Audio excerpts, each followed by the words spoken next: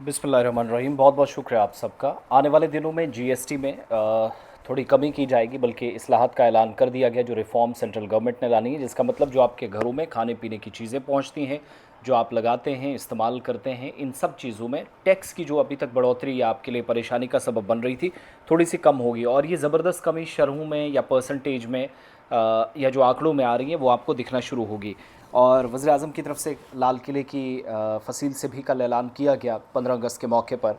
एक तो जो सरकार की जितनी भी जो सर्विस टैक्स है, जीएसटी, इसमें जो इस्लाहात हैं, जो इस वक्त भी तब्दीलियां की जा रही हैं, वो अगले मरहले में दाखिल हो गई हैं। और आने वाले दिनों में टैक्स स्लैब की जो तादाद है 4 से गिरकर कम से कम 2 तक आएगी। और ये जो 12% टैक्स देते थे वो 5 से 6 देंगे, और जिन पर 28 लगता था वो जानकारी के मुताबिक 16 से 17 तक लगेगा।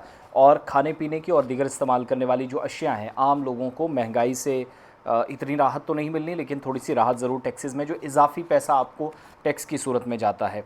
और नई जीएसटी इस्लाहत का ऐलान प्राइम मिनिस्टर की तरफ से किया गया, जिसमें दिवाली का उनने तोहफ़ा भी करार दिया और कहा कि आम लोग जो चीज़ें रोज़ाना बुनियादों पर इस्तेमाल करते हैं वो सस्ती हो जाएंगी, और एमएसएमईज़ को फ़ायदा होगा। मिनिमम सपोर्ट प्राइस वाले या जो छोटे किसान हैं उनको बराह रास्त छोटी बड़ी चीज़ों पर हर जगह टैक्सेस कम होंगे, तो सीधी सी बात है रेट्स थोड़ा सा गिरेंगे।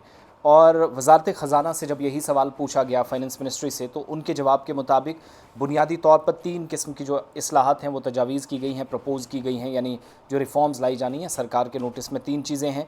एक तो जीएसटी की साख्त है, दूसरा परसेंटेज कम करना, और ज़रिया मुआश टोटल आमदनी जिनकी है उनको इसी हिसाब से टैक्स लगे। जो बढ़ाया गया था पिछले बजट में वो थोड़ा सा और कम होगा।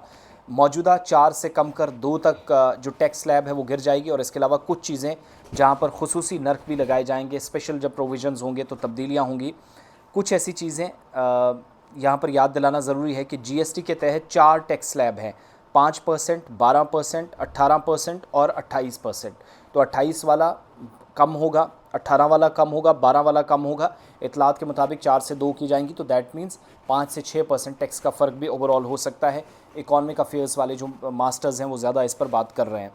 आम लोगों के जो ज़र इस्तेमाल अशिया हैं, जैसे आपने ब्रश लिया, साबुन ली, मैगी आप लेते हैं, बिस्किट लेते हैं, इसी तरीके से छोटे छोटे पैकेट्स जिन पर आपको 0.5 0% 10 से शुरुआत होते हुए आधे रुपए तक टैक्स, कहीं पर 2 रुपये, कहीं पर 1.5, चीज़ के हिसाब से जितना उसका रेट होगा, तो थोड़ा सा उसमें फ़र्क होगा।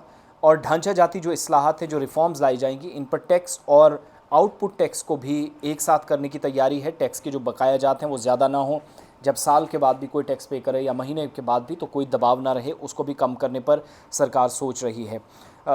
ज़रिया मुआश यानी टोटल जो आपकी इनकम है उसको देखा जाएगा, रजिस्ट्रेशन होगी, वापसी और लेन देन में आसानी हो, रकम आसान की जाए, और रजिस्ट्रेशन वक्त की पाबंद होगी। टेक्नोलॉजी के इस्तेमाल में इजाफा होगा। छोटे जो कारोबारी हैं, स्टार्टअप्स वाले, उनको फ़ायदा मिलेगा। और बहुत पहले से जो भरे हुए रिटर्न्स हैं उनको नाफिज किया जाएगा। इंसानी मुदाखलत कम होंगी, गलतियां कम होंगी, तो डिजिटलाइजेशन के पर भी प्रोसेस सरकार का होगा।